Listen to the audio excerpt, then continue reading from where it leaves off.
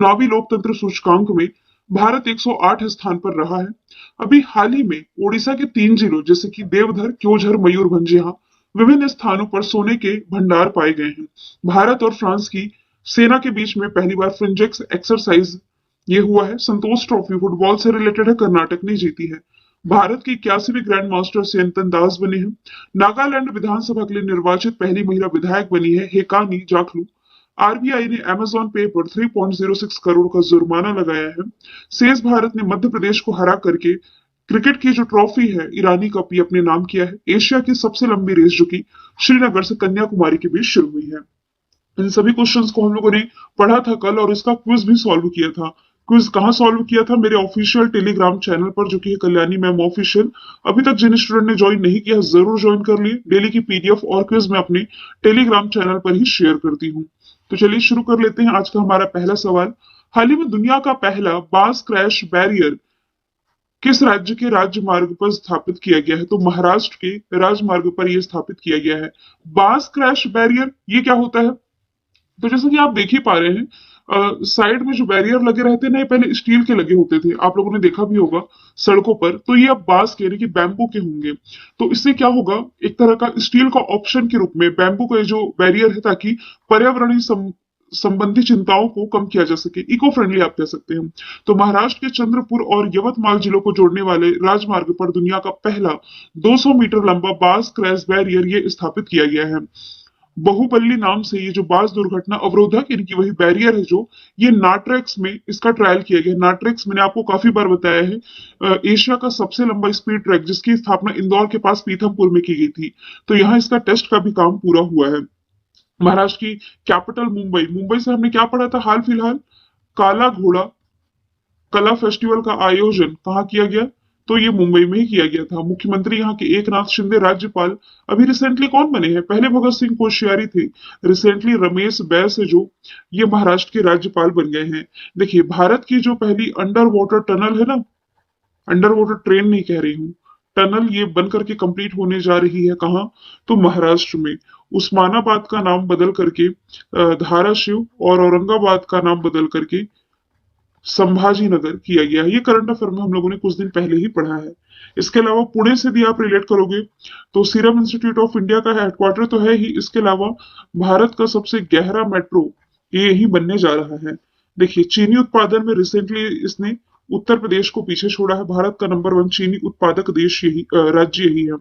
खेलो India youth games का जो 5वां संस्करण रहा इसमें टॉप पर जो राज्य था ये भी महाराष्ट्र हो जाएगा। कर्नाटक, यहां से आप क्या रिलेट कर सकते हो? देखिए एशिया की सबसे बड़ी हेलीकॉप्टर मैन्युफैक्चरिंग यूनिट का मतलब हेलीकॉप्टर निर्माण इकाई का उद्घाटन यहाँ प्राइम मिनिस्टर नरेंद्र मोदी ने किया। गुजरात में जेसीबी फैक्ट्री का उद्घाटन ये उस समय जो यूके के प्राइम मिनिस्टर थे बोरिस जॉनसन जब भारत के दौरे पर थे तब इन्होंने किया था। और एक कोरबा ऑर्डिनेंस फैक्ट्री आप लोगों को याद होगी यदि, उत्तर प्रदेश चर्चे में थी, उत्तर प्रदेश से आप रिलेट कर सकते हैं कि 203 असॉल्ट राइफल का निर्माण यहाँ होना है।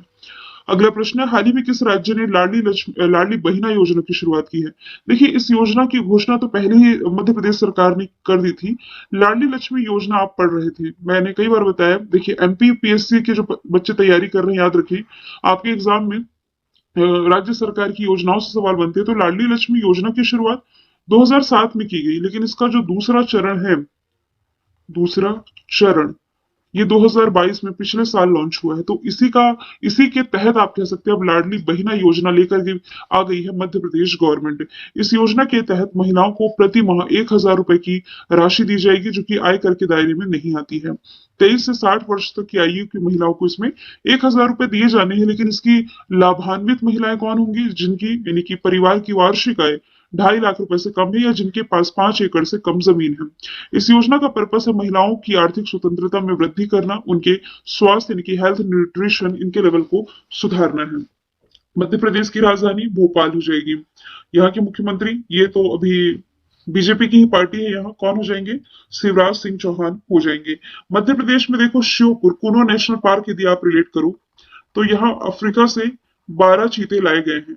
पिछले साल 8 नामीबिया से लाए गए थे, 12 अभी साउथ अफ्रीका से लाए गए हैं। ठीक है, खंडवा में एशिया का सबसे बड़ा फ्लोटिंग सोलर प्लांट ये बनने जा रहा है। किस नदी पर बनने जा रहा है यदि पूछा जाए तो ये नर्मदा नदी पर बनने जा रहा है। अभी जस्ट मैंने बताया खेलो इंडिया यूथ गेम्स का 5वां संस्करण ना ये मध्य प्रदेश में आयोजित किया गया था, लेकिन विजेता इसमें महाराष्ट्र था। दोनों में कंफ्यूज नहीं हुईगा। यही कहीं आप ग्वालियर की लोकेशन देख पा रहे हैं। ग्वालियर में भारत का पहला ड्रोन स्कूल ये स्थापित किया गया था। ठीक है। अच्छा, भारत की जो पहली नदी जोड़ो परियोजना है ये कटना की केन नदी और रायसेन के कुमरा गांव से निकलने वाली बेतवा नदी केन बेतवा लिंक परियोजना ये आप लोगों ने रिलेट करके पढ़ा जो चर्चे में भी थी। ठीक है। अब अदर ऑप्शन के बारे में यदि हम बात करें तो उत्तराखंड का पहला मदर मिल्क बैंक ये स्थापित किया गया है। छत्तीसगढ़ की योजना यदि रिलेट करोगे तो मितान योजना, और हरियाणा में स्टूडेंट के लिए चिराग योजना इसकी शुरुआत की गई थी। तो सभी आप ऑप्शन से रिलेट कर सकते हो। अगला प्रश्न है हाल ही में भारत के नए सीजीए कौन बने। मैंने दो टर्म आपको बताया कि कंफ्यूज मत हुआ करिए। एक होता है सीएजी यानी कि कंट्रोलर एंड ऑडिटर जनरल जो कि प्रेजेंट टाइम में जीसी मुर्मू है। एक होते हैं CGA controller general of accountants जो कि रिसेंटली बन गए हैं एस एस दुबे। 1989 बैच के ये आईसीएस ऑफिसर है और ये वर्तमान में हमारे सीजीए बन गए हैं। सीजीए यानी कि भारत सरकार के लेखांकन मामलों का ये प्रधान सलाहकार होता है और केंद्र सरकार के लिए राजकोष नियंत्रण और इसके आंतरिक लेखा परीक्षा का संचालन करने के लिए रिस्पॉन्सिबल होता है। यदि हम बात करें आर वेंकट रमनी की, रिसेंटली भारत के महान्यायवादी अटॉर्नी जनरल बने हैं। अटॉर्नी जनरल का उल्लेख है संविधान के आर्टिकल 76 में। राजेश मल्होत्रा ये प्रेस इंफॉर्मेशन ब्यूरो जिसकी स्थापना 1919 में हुई, दिल्ली में हेडक्वार्टर है, तो ये पीआईबी के महानिदेशक बने हैं। अगला प्रश्न है हाल ही में अटकुल पोंगाला फेस्टिवल का आयोजन कहाँ किया गया। तो रिसेंटली तिरुवनंतपुरम में किया गया। तिरुवनंतपुरम जो कि केरल की कैपिटल है, इसकी लोकेशन आप यहाँ देख सकते हैं। तो महिलाओं का सबरीमाला भी इसे आप कह सकते हैं। जैसे कि केरल का सबरीमाला मंदिर प्रसिद्ध है ना, सिर्फ पुरुषों को अनुमति है। सेम ये फेस्टिवल है जिसमें केवल महिलाएं पार्टिसिपेट कर सकती हैं। देखिए यहाँ लिखा भी हुआ है केवल महिलाओं को इसमें पार्टिसिपेट करने का अधिकार है। 2009 में इस फेस्टिवल में 25 लाख महिलाओं ने पार्टिसिपेट किया था, जिसके बाद से इसे Guinness book of world record में इसका नाम दर्ज हुआ था। तो इस अवसर पर क्या होता है कि हजारों महिलाएं इकट्ठा होती हैं और माँ भगवती को पोंगाला अर्पित करती है। पोंगाला एक्चुअल में आप इस तरह का बर्तन देख पा रहे हैं, है ना। तो ये केरल में आयोजित किया गया है। एक पोंगल फेस्टिवल आप रिलेट करोगे ना तो ये केरल का ही है, जबकि ओणम पढ़ोगे तो ओणम आपका तमिलनाडु को हो जाएगा, कंबाला आपका हो जाएगा कर्नाटक का, और छत्तीसगढ़ में हरेली और छेरछेरा फेस्टिवल मनाया जाता है। अच्छा, केरल के कुछ करंट अफेयर के क्वेश्चन हम देख लेते हैं। देखिए, भारत में पहली बार फुल आर्म ट्रांसप्लांट किया गया। कहाँ किया गया? तो ये केरल में ही किया गया। ये एक फैक्ट हो गया। सबसे लंबा फ्लाईओवर, सबसे लंबा 6 लेन फ्लाईओवर ये यहीं बनकर के तैयार हुआ है। इसके अलावा ये जो आप कोझिकोड देख रहे हैं, यहाँ भारत का पहला जेंडर पार्क ये आप रिलेट कर सकते हो। ठीक है। अगले प्रश्न की तरफ चले हम। स्पोर्ट्स से रिलेटेड है। BBC sports women of the year 2023 का खिताब किसने जीता है? तो इसमें मीराबाई चानू। देखिए, पिछले साल भी इन्होंने जीता था और इस साल भी इन्होंने जीता है। बीबीसी स्पोर्ट्स वुमेन का अवार्ड 2 बार अवार्ड जीतने वाली पहली व्यक्ति ये बन गई है। इसमें अन्य अवार्ड बीबीसी यानी कि ब्रिटिश ब्रॉडकास्टिंग कॉर्पोरेशन, इसमें अन्य अवार्ड में देखिए para sports women first time इस कैटेगरी में अवार्ड दिया गया है, तो इसमें टेबल टेनिस की खिलाड़ी भाविना पटेल को मिला है। BBC emerging player of the year Nitu Ghanghas boxer है जो कि। BBC lifetime achievement award ये मिला है प्रीतम सिवाज को, जो कि भारतीय महिला हॉकी टीम की पूर्व कप्तान है। पीवी सिंधु ये बैडमिंटन से रिलेटेड है। देखिए, इन्हें ना बीडब्ल्यूएफ पैनल में एज एथलीट पैनल में शामिल किया गया। लवलीना बोरगोहेन बॉक्सर हो जाएगी। असम सरकार के द्वारा इन्हें डीएसपी नियुक्त किया गया। और क्रिकेट में इंटरनेशनल क्रिकेट से संन्यास ले चुकी मिताली राज जो है ना 6 वर्ल्ड कप खेलने वाली पहली खिलाड़ी बनी थी। ये राजस्थान से बिलोंग करती हैं। देखिए, कभी मैं टाइप ये स्पेलिंग मिस्टेक लिख दूं तो माइंड मत किया करिए, कभी कभी हो जाता है। अगला है मध्य प्रदेश का 53वां जिला कौन बना है? रिसेंटली जो मऊगंज है ये मध्य प्रदेश का 53वां जिला बन गया है। अभी ये वाला क्वेश्चन मैं आपको 2 दिन पहले बता नहीं पाई थी, आज ऐड कर लिया है मैंने। तो 4 तहसीलों को मिलाकर के बना है। इन 4 तहसीलों में मऊगंज, हनुमाना, नई गढ़ी और देवतालाब को शामिल किया गया है। देखिए, अदर स्टूडेंट तो याद रखें कि हाँ चलो मध्य प्रदेश का 53वां जिला बना है। ऐसे स्टूडेंट जो मध्य प्रदेश से वीडियो देख रहे हैं, ये 4 तहसीलों के नाम भी आप लोगों को याद होने चाहिए, क्योंकि अभी रिसेंटली 21 मई को आपका एग्जाम है, तो ये चीजें आप मिस नहीं कर सकते। तो मध्य प्रदेश के विंध्य क्षेत्र में अब 8 जिले हो जाएंगे। अभी एक नया बन गया, पहले 7 थे, अब 8, मऊ गंज 53वां जिला बन गया है। अब मध्य प्रदेश के फैक्ट हम डिस्कस कर चुके हैं, इसलिए डिटेल में नहीं जाएंगे। मध्य प्रदेश के कुछ शहर जिले जो चर्चे में थे, उनके बारे में हम डिस्कस कर लेते हैं। एशिया का सबसे बड़ा फ्लोटिंग फेस्टिवल कहाँ शुरू हुआ? मंदसौर में शुरू हुआ। आपके एमपीपीएससी एग्जाम में पूछा जा चुका है, प्राइम मिनिस्टर नरेंद्र मोदी ने कितने मेगावाट की सोलर परियोजना को उद्घाटन किया था रीवा से?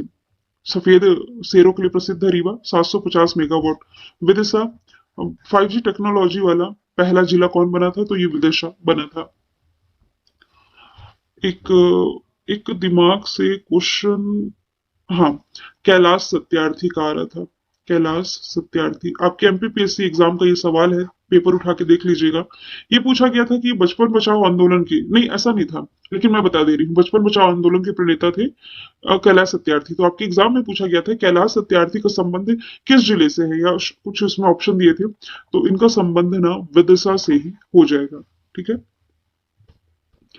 अगला प्रश्न, जूनियर कबड्डी वर्ल्ड चैंपियनशिप 2023 का खिताब किसने जीता है? तो रिसेंटली भारत ने ईरान को हराकर के ये खिताब अपने नाम किया है। अब देखिए ऑप्शन लिखे हुए हैं, स्पोर्ट्स से ही आप रिलेट कर सकते हैं, लेकिन आज ना इन चीजों को जो मैं ओरली बताती हूँ वो डिटेल में लिख दिया, आप रिलेट कर सकते हैं।